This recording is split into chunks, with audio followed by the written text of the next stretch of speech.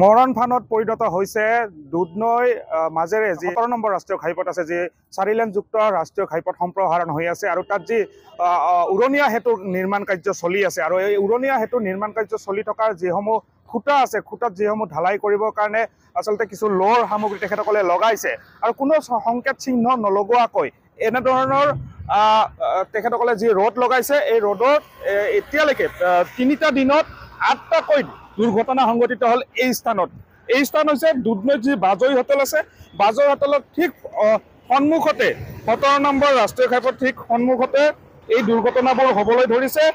3টা দিনত 8টাতকৈ অধিক দুৰ্ঘটনা সংঘটিত হৈছে। কিছু সময় পূৰ্বে এই যিখন বাইক মোৰ সহযোগী আপোনালোকক দেখুৱাইছে, এই বাইকৰ গৰাকীও ইয়াতে দুৰ্ঘটনাত পতিত হৈছে, গুৰুতৰভাৱে আহত হৈছে। ইতিমধ্যে চিকিৎসালয়লৈ প্ৰেৰণ কৰা হৈছে এই ব্যক্তিগৰাকীক। আৰু এইখন দুচকীয়া বাহনে নহয়, এতিয়ালৈকে মই সেইটো কথা উল্লেখ কৰিছোঁ, 8টাতকৈও অধিক দুৰ্ঘটনা এই স্থানত সংঘটিত হৈছে।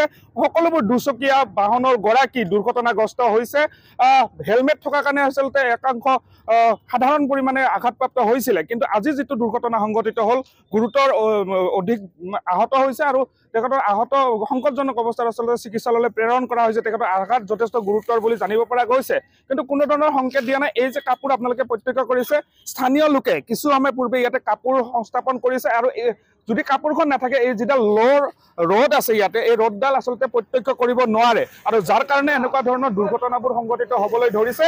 আৰু যি 17 নম্বৰ ৰাষ্ট্ৰীয় ঘাইপথ সম্প্ৰসাৰণকাৰী যি 4 লেনযুক্ত ৰাষ্ট্ৰীয় ঘাইপথ সম্প্ৰসাৰণকাৰী যি প্ৰতিষ্ঠান আছে, এই প্ৰতিষ্ঠানৰ গাফিলতিৰ কাৰণে এনেধৰণে নিতৌ 2টাৰ পৰা 3টাকৈ দুৰ্ঘটনা সংঘটিত হ'বলৈ ধৰিছে এই দুধনৈ অঞ্চলত। তৎসত্ত্বেও কিন্তু তেখেতসকলৰ কোনো ধৰণৰ গুৰুত্ব নাই আৰু স্থানীয় লোকসকলে ব্যৱস্থা কিছু কৰিছে যাতে দুৰ্ঘটনা ৰোধ কৰিব পাৰে। তেখেতসকলে এই প্ৰতিষ্ঠানটোৰ বিয়াগম ইঞ্জিনিয়াৰ আছে, অভিযন্তা আছে, কৰ্মচাৰী আছে, সেইসকলৰ কিন্তু কোনো গাত লৰা নাই। এই স্থানীয় লোকসকলে ইয়াতে কিছু কাপোৰ আদি দিছে যাতে নিতৌ সংঘটিত হৈ থকা দুৰ্ঘটনা কিছু পৰিমাণে তেখেতসকলে ৰোধ কৰিব পাৰে, তাৰ ব্যৱস্থা তেখেতসকলে কৰিছে।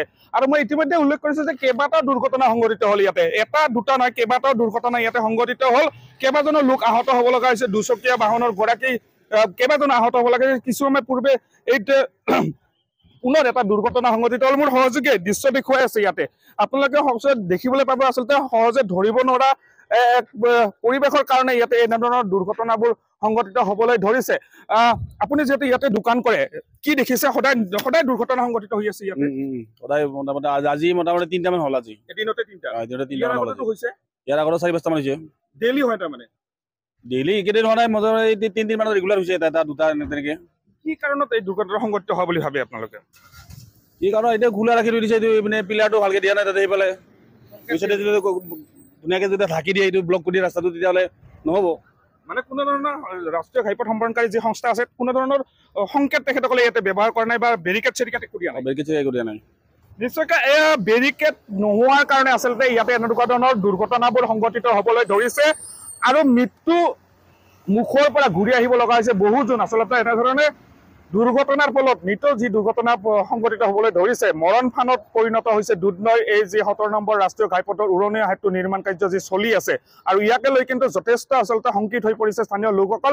বাৰম্বাৰ এই বিষয়ে আচলতে অৱগত কৰোৱা হৈছিল যি প্ৰতিষ্ঠান আছে, পথ নিৰ্মাণকাৰী প্ৰতিষ্ঠান, তেখেতসকলে কিন্তু এতিয়ালৈকে কোনো ধৰণৰ ব্যৱস্থা গ্ৰহণ নকৰিলে, যাৰ ফলত স্থানীয় লোকে কাপোৰ আদি দিব লগা এক পৰিস্থিতি হৈছে। কোনো গা হাৰ নাই আচলতে প্ৰতিষ্ঠানটোৰ, যাৰ কাৰণে এনেধৰণে নিতৌ 2টাৰ পৰা 3টাকৈ দুৰ্ঘটনা, এতিয়ালৈকে 3 দিনত প্ৰায় 8টাতকৈ অধিক দুৰ্ঘটনা সংঘটিত হ'ল দুধনৈ একেটা স্থানতে।